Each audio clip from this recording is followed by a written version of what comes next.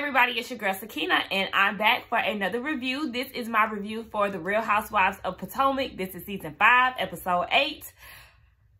They did what we thought they were gonna do, but we got to see what happened before. But before we get into this review, I do want to thank y'all for helping me get to 300 subscribers.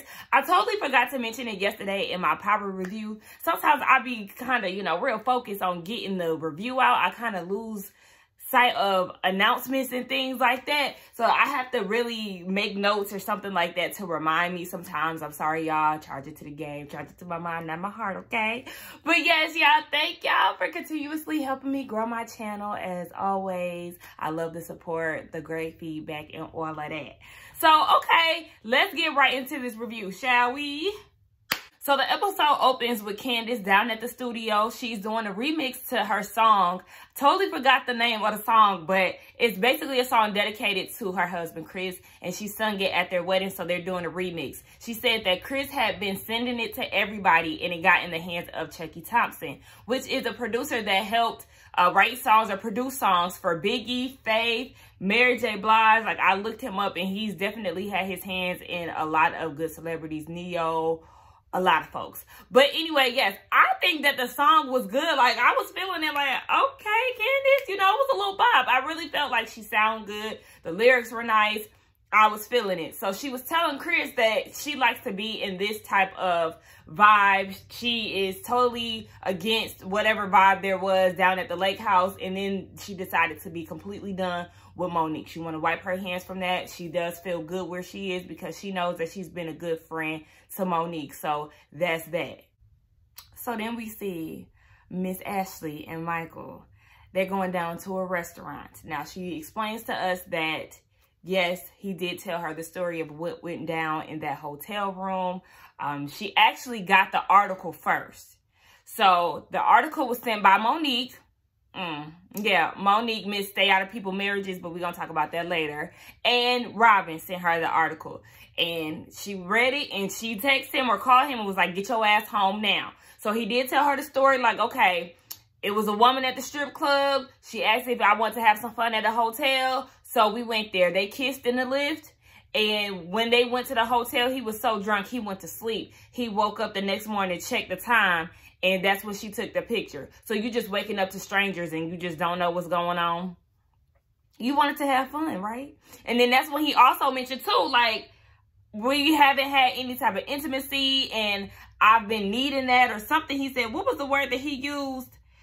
He used something just basically saying that he's been craving it was the word. So I was like, okay, well, all of this was on purpose. You sitting here trying to make it seem like you was just so drunk and out of it. No, you purposely went to this hotel with this lady because that's what you've been craving. Like, stop lying. He gets on my nerves. And it's just like, Ashley asked him, so what about what Candiace said in the text message that she received? Was there any truth to you having a boyfriend and a wife? He says no. Of course you're going to say no because it came from Candiace. And earlier he said that the reason why he didn't tell her right away was because he knew that she was away at the lake house and, around those women. We already know that Michael does not like the ladies. So you're not going to admit to it because Candiace got the information. That was a lead to this case, sir, okay?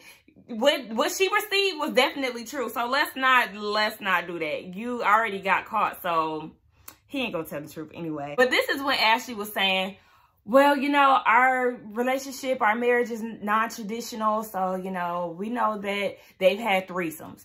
And it's just like, girl, this is damage control. Who are you fooling, Ashley? You really trying to cover up for your husband. Like, stop it. But then she also says, what if I told you that I no longer want to do it? I'm actually telling you right now, I don't want to have any type of threesomes anymore. I just want our relationship to be straight monogamous from this point on. If there is any issues or I get any other news about this, baby, I'm done. And he was like, well, we can't be done because we have a 3-month-old child. No. Fuck all of that. I want you to know that I'm not staying with you just for the baby's sake. And I was like, that's right, Ashley. But you're still a fool for staying with him, as we know that Ashley is pregnant. I didn't mention that in the last episode, but yeah, she pregnant with baby number 2. So then Michael gets all up in arms and was like, can we cut this scene? Like, I already shared some information that's going to affect our relationship forever. And Ashley was like, yeah, So he was just looking for somebody, cut. And all I could think of was, bravo, fucking bravo. He pulled a Denise Richards, like, cut this shit out. So he was talking to the producers and was like, you know, we're being truthful here despite all of the allegations that, you know, been sprang upon me. We are actually being truthful here. Baby, them allegations, you was grabbing butt, sir. We seen it on season 1. You was definitely grabbing ass. That's you, honey. That's your character. You think that it's okay to do that, but whatever. I just think that it's funny that he is upset about some shit that he caused. Like, I don't understand when people do that. You're the reason for all of this, and now you're in your feelings. Meanwhile, Ashley's sitting there in her Brussels sprouts and shit like, okay. You can't get mad. You're the one who caused all of this. Now, we see Monique down at her new office space. She has a new headquarters for Not For Lazy Moms. She is getting ready for her podcast, or the live podcast show. And then they start talking about the ticket sales. Now, the whole reason why she wants to do this is to basically build a local community base around her lifestyle blog, or I think that's what you would call it. I think it's a blog website. Okay, whatever. She wants a community around it, so they're doing a live podcast. Baby, they only sold 20 tickets out of 300, and they have 3 weeks left to make it happen. Now, one of her workers was like, okay, well, why don't you just do a giveaway on your social media pages? She doesn't want to do that because she has to make a profit. She's been giving away a whole bunch of free stuff as it is. And she said that she was going to talk to her accountant so they could see where they are as far as spending and all of that. And the same worker was like, well, is Chris going to be in attendance? I don't want him to see how much money I've been spending. AKA, baby, you just been swiping the fuck out of her credit card. But she says that Chris is aware of things. Baby, no, he does not know how much money you've been spending. But yes, she mentions that Ray and Karen are going to be a part of the podcast. And this is where I got confused. She said that they have been in a marriage for 100 years. I thought that was a little shady. And then she said that Candiace and Chris are going to be in the podcast as well as the newlyweds. And then she goes and tells her employees that, you know, the honeymoon is over, even though they haven't been to a honeymoon. Like, you know, they haven't done their honeymoon. And I was like, why are you telling them this? It's shade and unnecessarily. I just feel like, I thought that Not For Lazy Moms was for mothers that are out here trying to work and things like that. So when did this become a couples thing? Like, I was just so confused. I'm not really understanding the direction of what this podcast is supposed to be and what this damn business is supposed to be overall. I'm confused now. What? But then, you know, she was talking about Candiace and all of this, and Candiace, she was saying that she was hopeful that Candiace will come to the live podcast despite what went down at the lake house. And then we see an interview with Candiace, and she was like, baby, I have no desire to be a part of this damn podcast. Like, Monique can kiss my ass, okay? Now we see Miss Gizelle out down at the furniture shop, I guess looking for some home decor. She did say that her house is supposed to be blingy and white. So hopefully that means that she's getting rid of all that damn burgundy, red, fuchsia, purple, whatever the hell, all of that terrible ass color scheme out her damn house. So hopefully, you know, we'll get the white and blingy. But then she goes and humors us and says that she has a great style of decor. Girl, to who? Bitch, please. I thought that was so funny. Like, okay. I mean, that shit definitely made me laugh. So then Robin gets there and she's telling Gizelle about what happened after she left the lake house. She was like, Monique was acting an ass about that damn fire pit. And then it ended up making her and Candiace's relationship even worse than what it is. And Gizelle was like, I'm sorry, but what we had to tell Ashley was way more important than roasting some damn marshmallows. Hello, it wasn't even that big of a deal to begin with. So then they got into the conversation of the article. Gizelle did say that she got about 40 DMs about it, so she can only imagine how many DMs that Ashley got about the shit. And then Robin tells her about how she was telling Sharice about the article, and she was supposed to send it to Sharice because she hadn't seen it. So instead of sending it to Sharice, Robin ass goes and sends it to Ashley instead. And she was like, oh my gosh, I can't believe I did that shit. My best friend is good for sending somebody the wrong text. I'd be like, bitch, I need you to look at the full picture before you press in. But yes, Robin pulled one of those. But then she was able to flip it around and ask Ashley, so what do you want us to do with that? I said, okay, Robin, I see you, girl. You know, Robin wasn't getting on my nerves this episode. Shout out to her for that. But Gizelle says that she wanted to take the ladies out to do a wine tasting in celebration of her literary award for her book. So they're all going to get together later, and we see how that turned out, baby. So we get a quick scene with Wendy. You know, she's taking her son out to karate with Eddie. Hey, Eddie. But she's actually getting ready to wrap up her maternity leave. So she has to return back to Johns Hopkins. She is at a crossroads right now. She doesn't know whether she wants to go back or not. She is afraid to leave it because, or leave her profession because as an immigrant, their parents are very hard on them, and education is very important. You know, you do have to either be a lawyer or a doctor. So she's fulfilled her doctor duties, and it's her mom's pride possession. And I just feel like you live your life. She's scared to not do her professor work anymore because it is going to ultimately show her mom that she's letting her down. But you have to live your life for you. I could not imagine me being a 30-plus-year-old woman and not living my life for me and being afraid of what my mom would say. Like, I mean, it's my life. I make good decisions. Wendy is clearly a very smart woman, so she's going to make the right decision. So I just say, do you, honey. It seems like her and her husband are having a hard time adjusting with going back to work, but I'm sure they'll figure it out in the end. Now, we see that Monique and Chris are going out on a walk, and they're talking about the whole Not for Lazy Moms podcast situation. She wants it to be a hit, but she did tell him that, hey, we only sold 20 tickets so far. We have to sell 300. And Chris is like, oh, well, it seems like you're not going to make a lot of ticket sales. So you might want to cut down on, you know, the party because I don't see where this is going. And I was like, damn, why do you, yikes, nigga.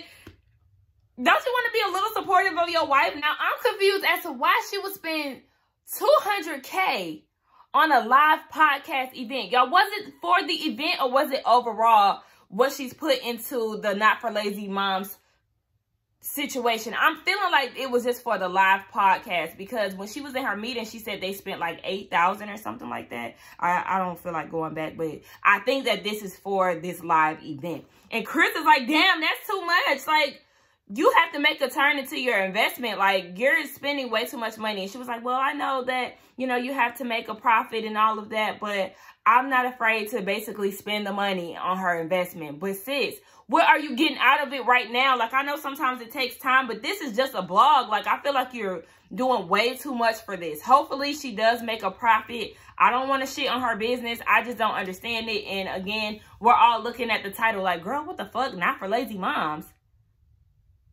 Whatever. So then they started going off into the conversation about Candiace and Chris and how Candiace actually backed out of the podcast and Monique is in her feelings about it. She calls Candiace, what she call it, unprofessional. How is she unprofessional for letting you know that she no longer wants to be a part of your podcast in advance? Now, you said that you spent all this money, right? You got it to spend. So, yes, you can make more flyers. You can take her name off. So, I'm not understanding what was the big deal. And to me, you already was treating her like shit. Now, all of a sudden, you in your feelings because she don't want to come and support your business.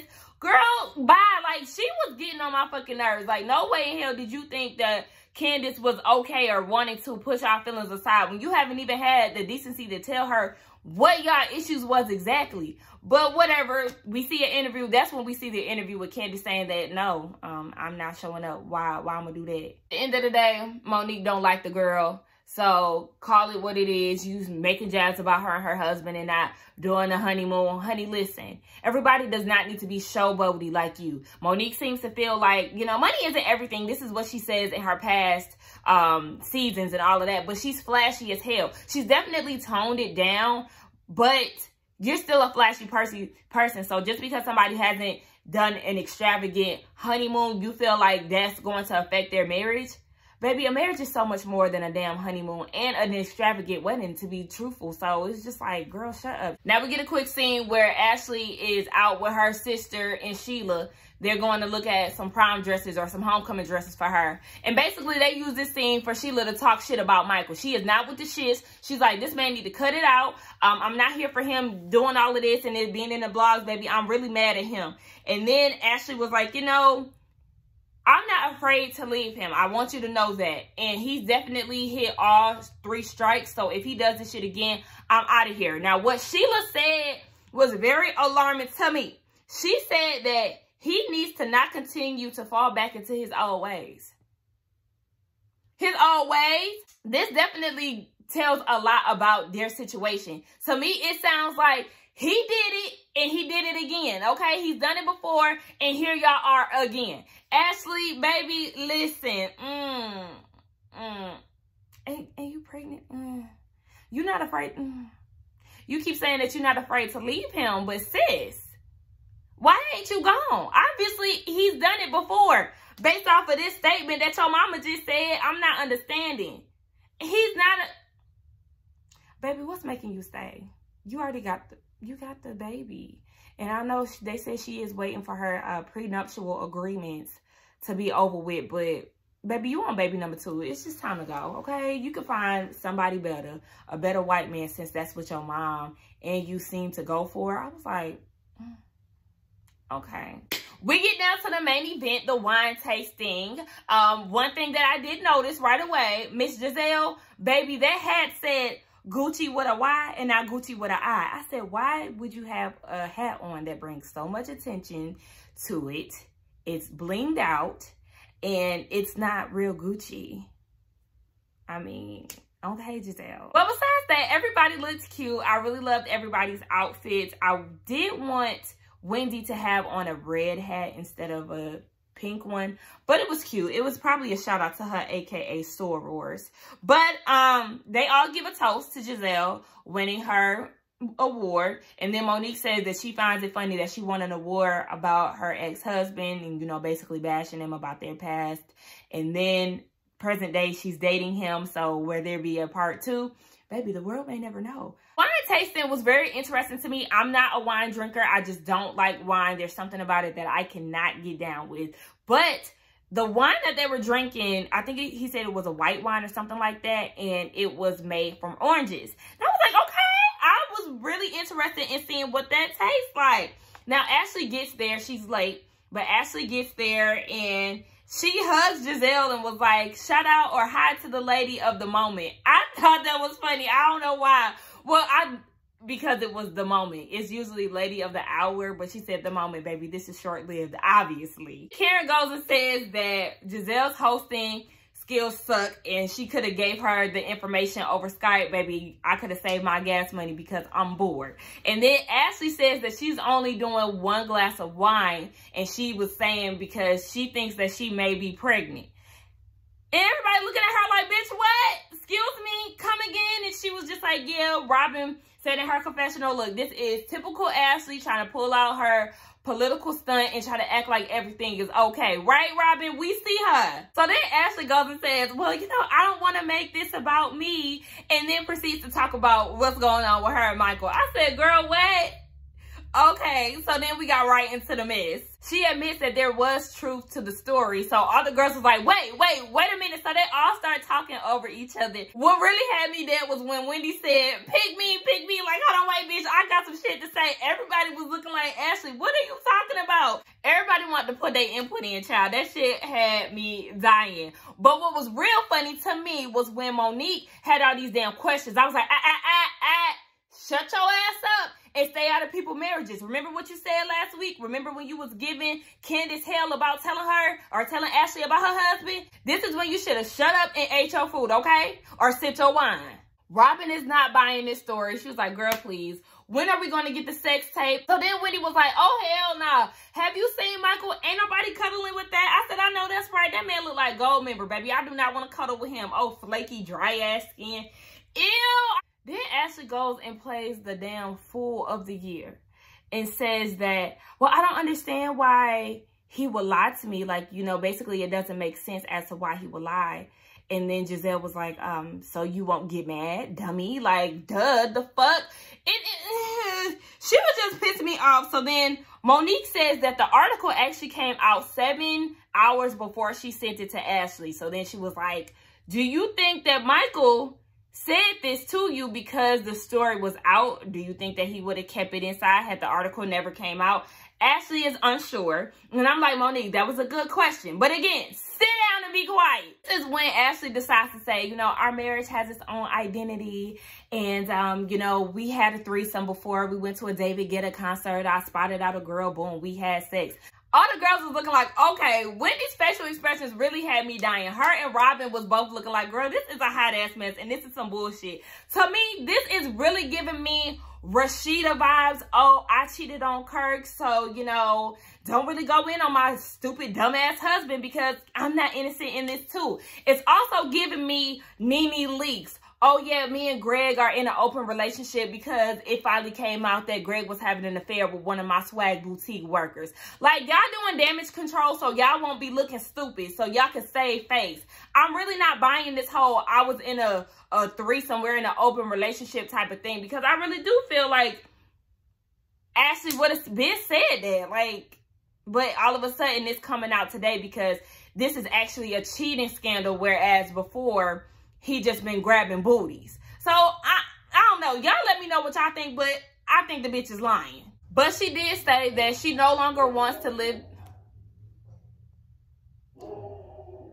But she did say that she no longer wants to be a part of that lifestyle anymore. And if it happens again, she's done. I said, okay, we'll see next season, because at this point, this is just regular routine. We know that there is going to be some type of Michael cheating scandal on the horizon every season. So we'll just stay tuned for what he does next year, right? Now, she also says that she appreciates the girl. She knows that she's been messy as hell when it came down to their relationships and marriages. But, you know, they didn't have to support her, but they are. I said, that's right. You better own up to your mess, bitch, because they can be on your ass.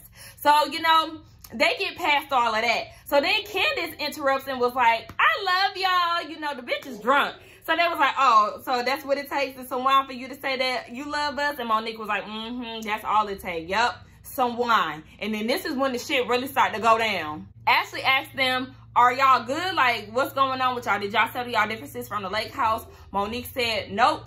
It is what it is.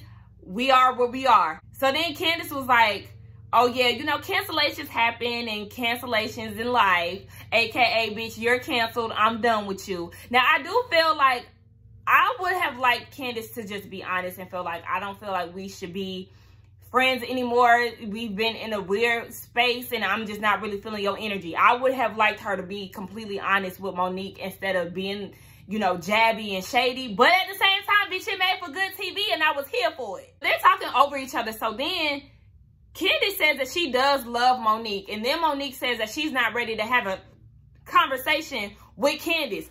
Just do it already. I'm not understanding why y'all are dragging this out. Like, it doesn't make any sense. Just do it. Y'all acting like Molly and Issa. And I was just like, this has become way too much. So then Candiace takes the wine glass and a knife and starts dinging it to get everybody's attention.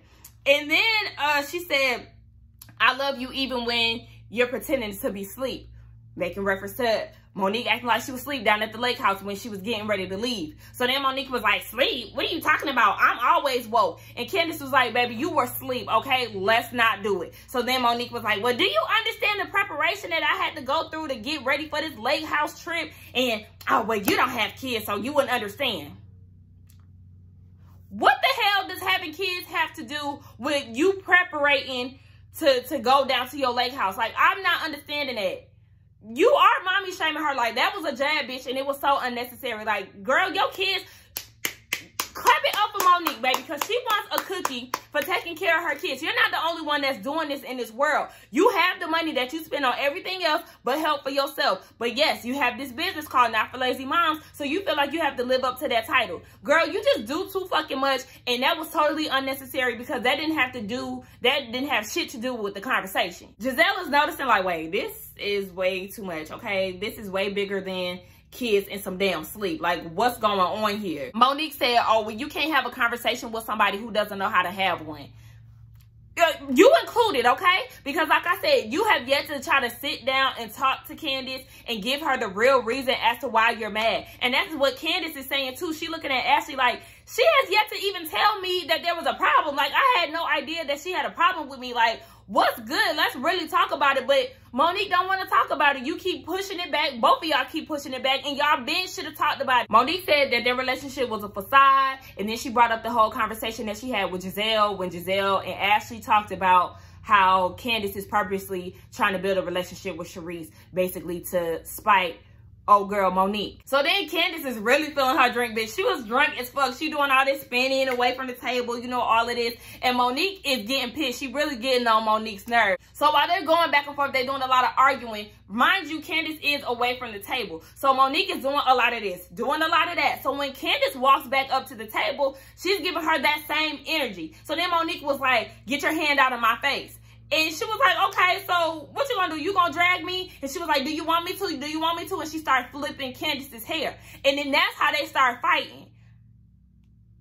Listen, all y'all Monique fans, your girl was in the wrong because first of all, you was the one who was doing all of this first. Even when Candiace got back to the table, she was still doing all of this. So Candiace did the same. Now all of a sudden it's an issue and Candiace is the one in the wrong because she was putting her hands in Monique's face.